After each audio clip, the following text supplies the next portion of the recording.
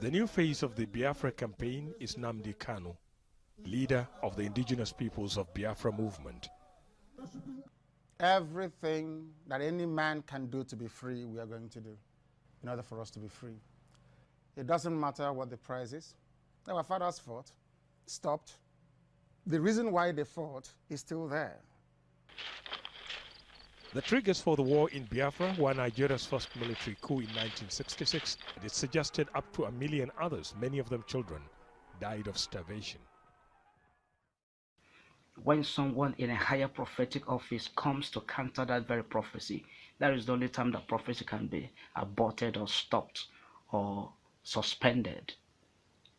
So, but for now, nobody in a higher prophetic office have come up to counter that very prophecy over the head of God, the offsprings of God, till today, of which Biafrans are from that very tribe in Israel. Now, I said something some minutes ago, that in every generation God raises a man, and 40 years represents the generation of a man. Now, God said to Moses in the book of Numbers chapter 14, he said that all the generation, all the people that murmured against me, all of these people, the saboteurs that say that they cannot be able to possess the promised land that I've covenanted to give to them, that they cannot be able to possess the promised land, they will not cross over to the promised land, to the land of Canaan. God said to Moses that as long as I live, they will all die and perish in the wilderness. And it's going to take 40 good years to execute this very judgment in wilderness. Therefore, their children shall wander in the wilderness. Let me read it to you from the Word of God.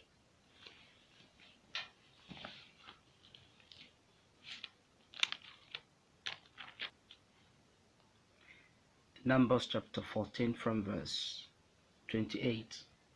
Say unto them, as truly as I live, says the Lord, as you have spoken in my ears, so will I do to you. So whatever you're saying about Biafra Restoration, it will happen to you. Your carcasses shall fall in this wilderness, and all that were numbered of you according to your whole number, from 20 years old and upward, which have murmured against me. Doubtless you shall not come into the land concerning which I swear to make you dwell therein, save Caleb the son of Jephunneh and Joshua the son of Nun. But your little ones which you said should be a prey, them will I bring in, and they shall know the land which you have despised. Many have despised the Biafra Restoration. That's why they're busy casting aspersions and trying to dampen the spirit of those that have decided to toe the path of truth, following Mazi Nnamdi Kanu and his deputy Mazi Uche Mefo. Some of them have despised the covenant, the promised land. They have despised it. So it didn't start today. When people speak to spite or to despise Biafra, I laugh at them because they don't know what they're doing. Verse 32. But your little ones which you say should be a prey, them will I bring in, and they shall know the land which you have despised. But as for you, your carcasses, they shall fall in this wilderness, and your children shall wander in the wilderness 40 years, and bear your whoredoms until your carcasses be wasted in the wilderness. He said, your children shall wander in the wilderness. We have been wondering, those who are involved in sabotage, those who are involved in trying to derail, working so concertedly to make sure that they derail the Biafra Restoration. They don't understand the impact of sabotage. They don't understand that the children are going to bear the brunt. They don't understand that the reward and the judgment and the punishment for sabotage is transferable. It is transgenerational. It doesn't just end in this present generation.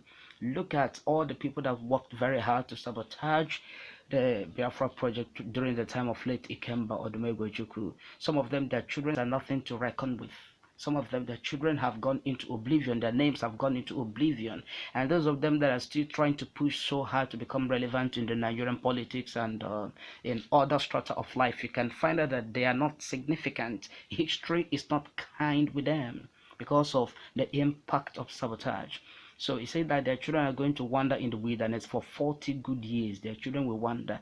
Now look at it. After the Civil War, from 1966 to 2006, like as I said before, that is 40 good years. We have been wandering. A wanderer is someone that doesn't have a destination. Biafrans have not gotten a destination. Their destination is the sovereignty of Biafra. And also in terms of economy, the same. They're wandering from here to the north, from here to the west, from here to Lagos, trying to make establishment. Why can't they have their businesses situated in their own land of origin? It's because they are in the wilderness, wandering for 40 good years. Why is it that the seaports are not working? Why is it that there is no international flight all the way from the US, all the way from Britain and other countries of the world direct to the eastern regions? Why? Why must you travel all the way from here to Lagos before you can have an international flight? Or you go to Kano, or you go to Kaduna, or you go to Sokoto, or you go to Abuja. You are wandering, still in the wilderness. Some of them think that the businesses are moving, they are importers, they are exporters, they have political office, they are political office holders and all of that. They are still in the wilderness, just like in the case of Daniel. Do you know that Daniel was a political office holder? He was a wise man. He was recognized in Babylon as one of the wise men of Babylon.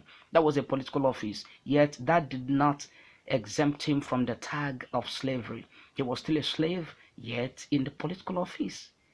He was still a slave, yes, a political office holder. The same thing with Shadrach, Meshach, and Abednego. You remember those three amazing Hebrew guys? You remember them? They were in the land of Babylon. They were slaves. Then there was a law that was made that everybody must bow down to the golden image of Nebuchadnezzar. That everyone must bow down to the golden image of Nebuchadnezzar. Did they bow? The answer is no. They said they will not bow. It's better they die and perish in the fire of Nebuchadnezzar than to proselyte and start worshiping another god, the god of Babylon.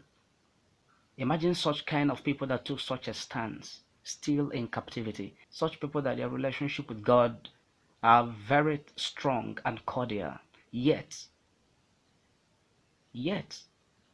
they are slaves.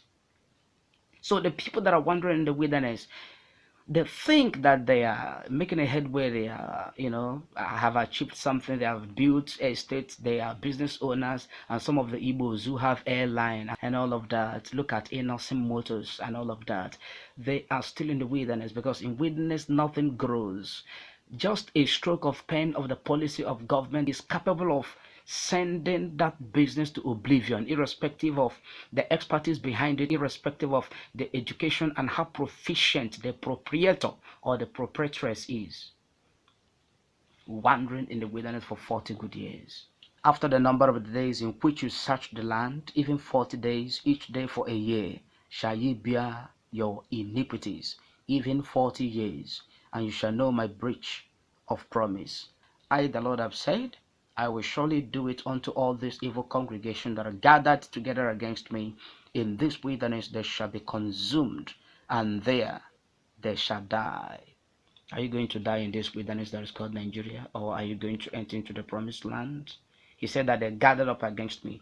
When a project receives endorsement from God, anybody that stands against that very project is ganging up against God. You must understand this very well. Look at the present situation of Nigeria today. I want to quickly say this before I proceed and summarize.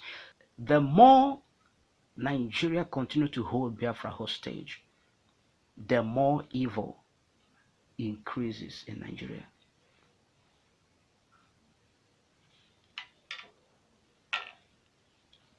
He said they wander in the wilderness for 40 years, and they will bear the consequences of the sabotage and treachery of their fathers. Wherever there is a question and observation, you can WhatsApp me through the number on the screen. And also the group, thank you Mazen Namdekano, hashtag thank you Mazen Namdekano. It's not that we are just praising him. It's not that I decided that we should praise him. No. The core essence of this very group and this very presentation is to acknowledge, so far so good, as the saying goes, the good things and credible records and unprecedented achievements that this great man, Mazen Namdekano, has made so far.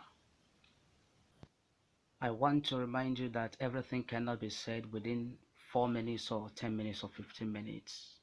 This presentation is a continuum, and I would like to urge you to try and follow up the subsequent presentations. I remain Maxwell Nnawuihe. Thanks for watching.